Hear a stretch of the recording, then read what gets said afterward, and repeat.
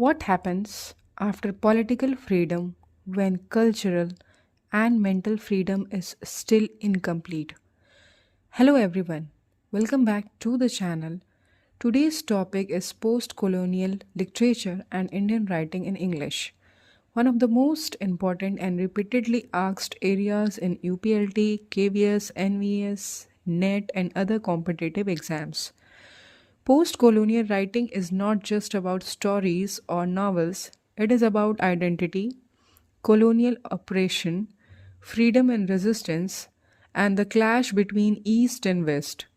Indian writers in English gave voice to a nation that was once aliensed. Through their works, we understand India after independence, its struggles, conflicts, and cultural roots. So, if you want clear concept, exam oriented understanding, and smart study, then stay with me till the end because in the last part of the video, I'll share some important exam points, expected questions, and quick revision notes. So, let's start.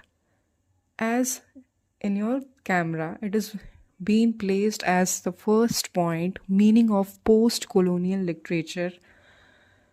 It has been written post colonial literature refers to writings produced by writers from countries that were once under colonial rule, especially after independence. इसका मतलब क्या है?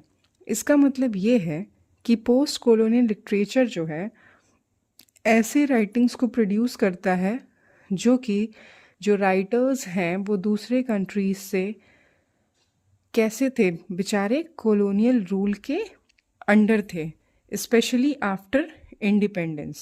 और Indian के context में it mainly refers to Indian writings in English dealing with.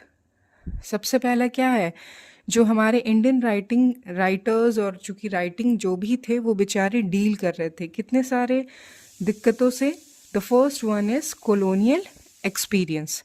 Colonial experience क्या होता है? कॉलोनियल एक्सपीरियंस का मतलब है किसी देश या क्षेत्र के उपनिवेश बनने के दौरान वहाँ के लोगों द्वारा महसूस की गई स्थितियाँ और परिणाम, जिसमें क्या होता था, जिसमें शोषण होता था, सांस्कृतिक प्रभाव, भाषा, शिक्षा, धर्म, आर्थिक बदलाव होते थे, गरीबी, उद्योगों का विनाश होता था और साथ ही साथ राजनीति अधीनता यानी स्वतंत्रता का अभाव, ये सारी चीज़ें शामिल होते थे, जिससे समाज की